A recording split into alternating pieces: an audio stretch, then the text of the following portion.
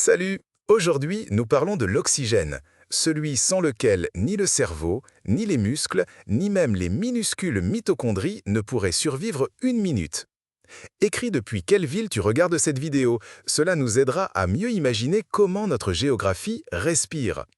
Merci d'avoir regardé cette vidéo, cela nous soutient énormément. Passe une journée légère et productive. Passons maintenant aux faits. Pourquoi l'oxygène est-il le moteur de toute l'énergie vitale et que se passe-t-il quand il vient à manquer? Premier fait. Imaginez la scène. Au sommet de l'Everest, le vent déchire les drapeaux. À 8848 mètres, 29 029 pieds d'altitude, et deux hommes, Reinhold Messner et Peter Habeler, y grimpent en 1978 sans bouteille d'oxygène. Cela semble fou, mais c'est l'expérience parfaite de la nature. À une telle altitude, la pression partielle de l'oxygène dans l'air inspiré chute à environ un tiers du niveau de la mer, et le sang ne peut plus se saturer comme d'habitude. Au lieu de la saturation habituelle de 97-99%, vous voyez des chiffres qui, selon les estimations, tombent à 50-60% et moins. Le cerveau, l'organe le plus gourmand, manque instantanément de carburant. D'abord, la précision des mouvements disparaît. Puis, les décisions deviennent lentes et étranges. Et ensuite vient ce que tous les alpinistes redoutent, une euphorie silencieuse et insidieuse, ainsi qu'une vision en tunnel. Le contraste est saisissant. À seulement quelques milliers de mètres plus bas, vous êtes plein d'énergie. À quelques centaines de mètres plus haut, une tâche simple vous semble durer plus d'une minute. Ce n'est pas un caprice du caractère, mais la physique de la diffusion. L'oxygène manque simplement de pression pour passer des alvéoles au sang à la même vitesse. Dans un avion, ce problème est résolu de force. La cabine est maintenue comme si elle était à 2000-2400 mètres, 6500-8000 pieds. Et si l'étanchéité faiblit à une altitude de croisière d'environ 11 000 mètres, 36 000 pieds, une personne n'a que quelques dizaines de secondes de temps d'action consciente utile, selon la médecine aéronautique, environ 15-30 secondes.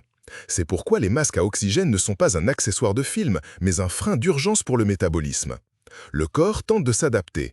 Il accélère la respiration, augmente le rythme cardiaque et après quelques jours, il accroît le nombre de globules rouges. Mais cette mobilisation est coûteuse et lente et le cerveau veut son litre de sang oxygéné maintenant. Dans la vie de tous les jours, cela se manifeste plus doucement. Vous entrez dans une salle de sport étouffante et l'échauffement habituel devient soudain pâteux. Vous montez à un col de montagne et la conversation se hache en phrases courtes, comme si quelqu'un avait tourné le régulateur de puissance. L'histoire de Messner et Habeler n'est pas une héroïsation du risque, mais une démonstration de la limite. L'oxygène n'est pas un bonus pour l'endurance, c'est son fondement même. Si ce type de vulgarisation scientifique avec des exemples concrets vous plaît, soutenez la chaîne, abonnez-vous, aimez et dites-nous en commentaire où vous avez ressenti un manque d'air, au stade, en montagne, dans le métro. Merci pour vos retours, ils nous aident vraiment à respirer plus calmement. Deuxième fait. Pourquoi la même molécule de glucose, sans oxygène, ne fournit-elle à la cellule que 2 pièces énergétiques d'ATP, alors qu'avec de l'oxygène, elle en fournit environ 30 à 32? Le contraste est énorme et il naît dans de minuscules organites, les mitochondries. L'oxygène y joue le rôle d'accepteur final d'électrons. C'est un terme désignant celui qui capte les électrons à la fin d'une longue chaîne de réactions. D'abord, le glucose est décomposé dans le cytoplasme. C'est la glycolyse, un processus rapide mais rudimentaire avec un rendement minimal de 2 ATP et l'accumulation de transporteurs réduits. Ensuite, les mitochondries entrent en jeu. Le cycle de l'acide citrique extrait soigneusement les électrons des débris de glucose et la chaîne respiratoire sur la membrane interne les fait passer à travers des étages de protéines pompes. Chaque passage de ce type repousse les protons hors de la membrane, créant un gradient, une pression électrique réelle, comme une colonne d'eau dans un barrage. L'ATP synthase, une turbine moléculaire, capte ce flux et produit des dizaines d'ATP. Mais toute turbine a besoin d'un évacuateur, sinon le flux s'arrête. L'oxygène se combine avec les électrons et les protons, se transformant en eau et libère ainsi la voie pour le nouveau trafic. Si l'on retire l'oxygène, l'arrêt final disparaît. La chaîne se bouche, les pompes s'arrêtent, le gradient chute, la turbine se tait. La cellule passe en mode d'urgence, la fermentation, où s'applique la règle simple, rapide et peu, 2 ATP contre des dizaines, plus un produit secondaire dans les muscles, le lactate, d'où la sensation de brûlure et de mollesse après un effort. Les chiffres ne sont pas une règle absolue ici. Dans différents tissus et conditions, le rendement varie, mais l'ordre de grandeur est conservé. L'oxygène révèle le budget énergétique complet. Sans lui, nous survivons avec des petites sommes. D'où l'ampleur des conséquences. Le cerveau, avec sa dépense constante d'ATP, ne peut tolérer un déficit, tandis que les muscles peuvent encore tenir un certain temps avec des espèces sonnantes et trébuchantes. Saviez-vous cette différence, 2 contre 30 plus? Écrivez en commentaire quelle métaphore vous parle le plus, une centrale électrique avec un barrage ou une turbine dans une rivière. Vos réponses aident à rendre les explications plus précises et plus claires. Troisième fait. Imaginez une planète où l'oxygène n'est pas un sauveur, mais un poison. C'est ainsi que cela s'est passé. Il y a environ 2,4 milliards d'années, les cyanobactéries ont appris à réaliser la photosynthèse et ont commencé à libérer de l'O2 dans les océans, qui étaient auparavant presque dépourvus d'oxygène libre. Estimation, quelques millièmes de %. Pendant les premiers millions d'années, le gaz se cachait. Il oxydait instantanément le fer divalent dissous dans l'eau et les mers se rouillaient littéralement, nous laissant des formations de fer rubané, une archive rocheuse de cet événement. Lorsque le fer fut épuisé, l'oxygène commença à s'accumuler dans l'atmosphère, et le monde devint un environnement agressif pour les micro-organismes anaérobies. Les formes actives d'oxygène déchiraient leurs molécules, endommageaient les enzymes, brisaient les membranes. Paradoxalement, l'une des premières catastrophes écologiques sur Terre, la grande oxydation, a ouvert la voie à la vie complexe. L'oxygène a permis une respiration efficace et le développement d'organismes de grande taille.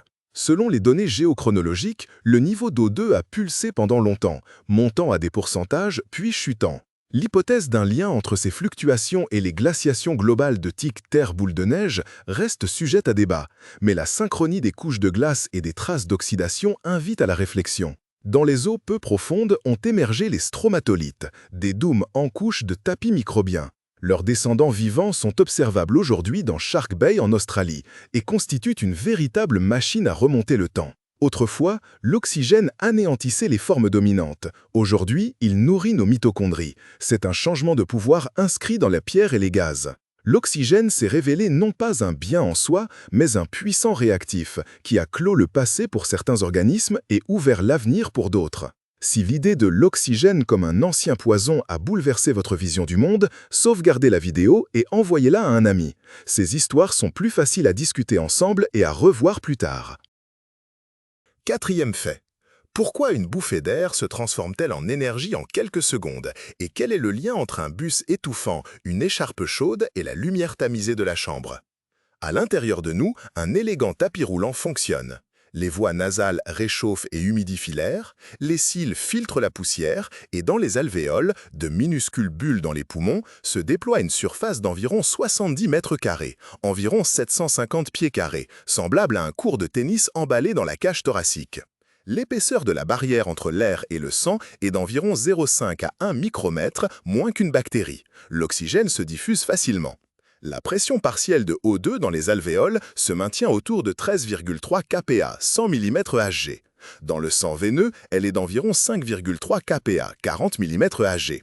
Et cette différence entraîne les molécules à travers la membrane, tout comme une différence de niveau d'eau entraîne un flux à travers une turbine. Au repos, un globule rouge met 0,75 secondes pour se saturer complètement. Lors d'un effort, le transit capillaire se réduit à environ 0,25 secondes, et cela suffit encore si vous respirez plus profondément. Ensuite, l'hémoglobine, la protéine transporteuse, entre en jeu. Une molécule transporte 4 O2, et chaque globule rouge en contient environ 270 millions. Au total, un adulte en possède environ 25 billions. La courbe de dissociation de l'hémoglobine a une forme en S. Elle est avide dans les poumons et généreuse dans les tissus, surtout s'il y fait plus chaud et plus acide, effet Bohr. Ainsi, une douche chaude après une course n'apporte pas seulement une chaleur agréable, elle facilite le rejet d'oxygène. La respiration nasale renforce ce scénario. L'air arrive chaud et humide et l'oxyde nitrique des sinus dilate les vaisseaux et améliore le flux sanguin dans les alvéoles, d'où la sensation de respirer plus facilement avec une écharpe en hiver et l'air lourd dans une cabine climatisée et sèche. Cela peut sembler fastidieux, mais c'est de la pure pratique. Dans un bus bondé, ouvrez un peu votre col, ralentissez le pas, faites 4 lentes inspirations par le nez. En une demi-minute, le vertige s'estompe souvent car la ventilation et la perfusion parviennent à équilibrer leur compte. Si ce type d'analyse pratique vous est utile, faites-le moi savoir par un bref signe de soutien. Ainsi, je comprendrai qu'il faut faire plus d'astuces du quotidien sur la respiration. Cinquième fait. Le conseil le plus dangereux en cas de panique sonne amicalement. Respire profondément. Mythe. Lors d'une crise d'angoisse, vous manquez d'oxygène. Réalité, le sang a presque toujours suffisamment d'O2, la saturation reste autour de 97-99%. Le problème est ailleurs, vous éliminez le dioxyde de carbone. L'hyperventilation réduit le CO2, déplace le pH sanguin vers le côté alcalin et rétrécit les vaisseaux cérébraux. Le flux sanguin vers le cortex diminue et paradoxalement, vous ressentez plus de vertige, du brouillard et des picotements dans les doigts. Un autre effet, la courbe de dissociation de l'hémoglobine se déplace vers la gauche. La protéine retient plus fermement l'O2 et le libère moins bien au tissu. Il y a de l'oxygène, mais il est coincé dans le camion. D'où cette envie erronée d'avaler l'air par la bouche en énorme quantité. On a l'impression que ça va passer, mais on se sent seulement plus faible. Un sac sur la tête? Un vieux conseil et un risque. On peut en faire trop et subir une hypoxie là où il n'y en avait pas. Mieux vaut ralentir le rythme. Inspirez par le nez en comptant 4-5, une pause douce. Expirez plus longuement que vous n'inspirez, 6-8, une autre courte pause, et ce pendant 1 minute ou 2. Cela remonte le CO2 dans la plage de travail, dilate les vaisseaux et rend la clarté. Le nez aide aussi à réchauffer et humidifier l'air, et l'oxyde nitrique des sinus améliore le flux sanguin capillaire dans les alvéoles, la libération d'oxygène devient plus efficace. Mais les cocktails d'oxygène et les concentrateurs à la mode sans avis médical ne sont pas magiques. L'O2 ne passe pas de l'estomac au sang. Et l'inhalation de fortes concentrations à la maison avec des poumons sains est inutile et dangereuse. Rappelez-vous, s'il y a des symptômes médicaux, consultez un médecin. À la maison, travaillez le rythme respiratoire, pas le volume. Mini-sondage. Avez-vous plus souvent entendu le mythe « respire profondément face à l'angoisse » ou « respire dans un sac » ? Écrivez votre réponse et quelques mots sur ce qui aide réellement. Vos réponses nous indiqueront s'il faut faire un examen séparé des techniques de respiration. Le 6e fait.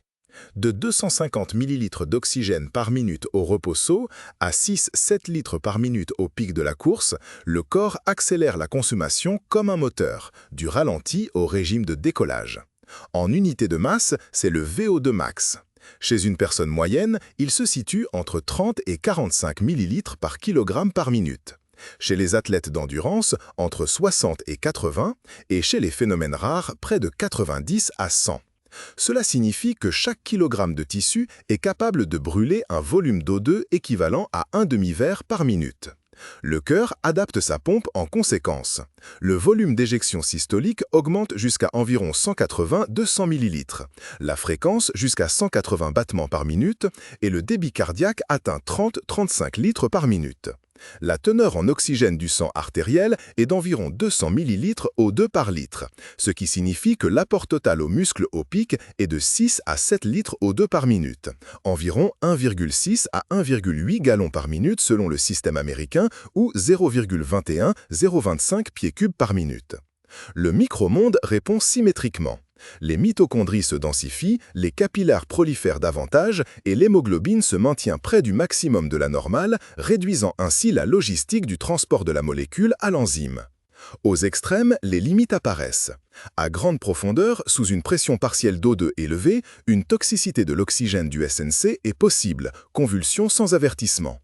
En respirant des doses élevées pendant longtemps, une irritation pulmonaire survient. En altitude, c'est le phénomène inverse. Le VO2 diminue et le marathon devient un jeu d'échecs d'économie. Entre ces pôles agit votre réglage, l'entraînement. Il ne fait pas que pomper le cœur, mais apprend aussi aux muscles à dépenser l'ATP plus économiquement pour la même foulée et la même inspiration. Conservez ce fait comme une anti-sèche numérique et partagez-le avec un ami qui se prépare pour une course. Qu'il planifie sa course non pas en minutes par kilomètre, mais en fonction de son budget d'oxygène. Cela change l'approche du rythme et de la récupération. 7e fait. Le mot « saturation » a fait irruption dans notre quotidien aussi rapidement que les mots « Internet » et « selfie » sont entrés autrefois dans la langue. Et cela en dit long sur la façon dont nous ressentons culturellement l'oxygène. Il n'y a pas si longtemps, la saturation était un terme professionnel pour les anesthésistes. Aujourd'hui, un oxymètre de pouce se trouve dans la trousse de premiers secours de millions de personnes. Et les chiffres de 95 à 99% à l'écran sont devenus un repère familier comme les 36,6 degrés sur un thermomètre. Nous avons parlé de biochimie, mais remarquez, la langue a depuis longtemps transformé l'oxygène en métaphore du pouvoir. Couper l'oxygène signifie priver de ressources. Donner de l'air à un projet, c'est lui donner une chance. En anglais, on dit « breathing room », un peu plus d'espace pour survivre. Dans les gros titres de l'actualité, « Oxygen of publicity », l'oxygène de l'attention sans lequel les idées meurent. L'argot des médecins respire aussi les chiffres. SpO2 est le pourcentage d'hémoglobine transportant de l'oxygène dans le sang artériel. Et lorsqu'il tombe à 90-92%, les médecins disent « désature ». Les normes varient selon l'altitude et le sommeil. Au niveau de la mer, un adulte éveillé maintient environ 97-99%. Pendant le sommeil, il peut y avoir de brèves baisses proches de 93-95%. Dans les cols de montagne à 2500-3000 mètres, même les personnes en bonne santé voient à l'écran 89-93%. Ce n'est pas que l'appareil est cassé, mais que la pression partielle de O2 a chuté. Le langage ici n'est pas une parure, mais un simple pense-bête de sécurité. Respirer plus profondément n'est pas égal à respirer plus intelligemment, et saturation normale n'annule pas le sentiment d'anxiété si vous hyperventilez. Essayez d'écouter vos propres phrases sur la respiration lorsque vous êtes agité. Vous dites-vous « il n'y a pas assez d'air » ou « j'ai besoin de ralentir ». Écrivez dans les commentaires quels mots et images vous ont aidé à traverser la tempête. Le soutien basé sur de courtes expériences est plus important que de longues théories. Et si vous aimez l'analyse de l'argot scientifique, envoyez un petit signal. Fait numéro 8. L'idée qu'il y a plus d'oxygène dans la forêt est une intuition populaire, mais la situation globale est différente. Aujourd'hui, l'atmosphère contient environ 20,95% d'O2 en volume presque partout, du littoral à la taïga, et ce qui compte vraiment, ce n'est pas le pourcentage, mais la pression et la ventilation des poumons. Cependant, si l'on compare le passé géologique au présent, le contraste est cinématographique. Durant la période carbonifère, on estime que l'oxygène atteignait 30 à 35%. Des libellules géantes avec une envergure de près de 70 cm pouvaient se conformer aux lois de la diffusion, les forêts brûlaient plus facilement et chaque étincelle représentait un risque. Par la suite, la planète a réajusté l'équilibre par le volcanisme, l'enfouissement de la matière organique et l'évolution des décomposeurs. Et à l'ère cénozoïque, l'atmosphère s'était stabilisée autour des 21% actuels. De nos jours, l'O2 respire légèrement au fil des saisons. Au printemps, la Terre et l'océan mêlent en photosynthèse plus activement, et en hiver, moins. Sur des échelles de siècles, la concentration diminue très légèrement en raison de la combustion des carburants, mais il s'agit de fractions de pourcents. Pour la respiration humaine, c'est principalement l'altitude et l'état des poumons qui jouent un rôle. Dans la vie de tous les jours, la principale différence entre forêt et ville n'est pas l'oxygène en pourcentage, mais l'humidité, la température, les phytoncides et le bruit. Il modifie le schéma respiratoire et libère subjectivement la cage thoracique. C'est pourquoi plus d'oxygène dans un parc concerne davantage la qualité de l'inspiration que la chimie de l'air. Il est intéressant de savoir comment vous le ressentez. Où vous semble-t-il que la respiration est plus libre, dans une pinède après la pluie ou sur le rivage avec le vent marin à 101,3 kPa? Faites une mini-observation cette semaine et notez ce qui change, le rythme, la profondeur, le pouls. Partagez vos résultats dans les commentaires, car c'est à partir de ces observations que naissent les conseils pratiques les plus précis. 9e fait. Essayez maintenant une petite expérience de respiration intelligente plutôt que de respirer profondément. Asseyez-vous ou tenez-vous debout de manière à ce que votre bassin et votre cage thoracique soient l'un au-dessus de l'autre et étirez doucement le sommet de votre tête vers le haut. Cela libère le diaphragme, le principal dos musculaire respiratoire. Inspirez uniquement par le nez. L'air a le temps de se réchauffer et de s'humidifier, et l'oxyde nitrique des sinus dilate les capillas pulmonaires, améliorant la libération d'O2. Le calcul est simple. Inspirez en comptant jusqu'à 4, une courte pause de 1 à 2, expirez par les lèvres légèrement pincées en comptant jusqu'à 6 à 8, une autre petite pause, puis recommencez le cycle. 3 minutes de ce rythme éliminent souvent la brouillarde dans la tête mieux que 10 inspirations bruyantes par la bouche. Si vous marchez en montée, synchronisez votre pas et votre respiration. Inspirez sur 3 pas, expirez sur 4 à 5. Si vous courez à un rythme soutenu, maintenez une symétrie de 3-3. Et lors de la dernière montée, passez à 2-2 et revenez à la respiration nasale dès le premier signe de brûlure. Avant de commencer, oubliez l'hyperventilation préventive. 6 à 8 cycles calmes et rythmés prépareront mieux votre hémodynamique que des inspirations fréquentes et saccadées. À table, placez l'écran à hauteur des yeux et, toutes les 45 minutes, faites un échauffement respiratoire. 6 cycles de 10 secondes comme un métronome, sans forcer le volume. Dans la chambre, maintenez 18-20 degrés et une humidité modérée de 40-60%. Le nez apprécie et l'expiration devient plus longue, ce qui signifie que les tissus reçoivent l'O2 plus volontiers, effet bord. Et un détail supplémentaire, si vous avez envie de bâiller pendant l'échauffement, ce n'est pas de la paresse, mais un signal de CO2, ralentissez le compte. Gardez ce mini-guide avec vous et envoyez-le à votre camarade d'entraînement. Il sera intéressant de voir quelle technique vous conviendra le mieux. Écrivez un bref compte-rendu dans les commentaires après une semaine de pratique. 10e fait. On peut suffoquer dans une pièce à l'air parfait. Le paradoxe de l'oxygène est présent, mais les tissus ne le voient pas. 3 scénarios limites montrent à quel point notre dépendance à l'O2 est fragile. Premièrement, le monoxyde de carbone provenant d'un garage, d'un poêle ou d'un incendie se lie à l'hémoglobine 200 à 250 fois plus fortement que l'oxygène et décale la courbe vers la gauche. Le sang semble saturé, mais le véhicule transporte le mauvais gaz. Le saturomètre peut indiquer la normale tant que le cerveau sombre dans l'hypoxie, et la peau prend une teinte rosée trompeuse. Deuxièmement, la méthaglobinémie, où une partie de l'hémoglobine s'est oxydée en une forme qui ne lie pas l'O2, Fe3+, au lieu de Fe2+. Les causes sont rares mais réelles. Certains médicaments, des nitrates, des sprays anesthésiants.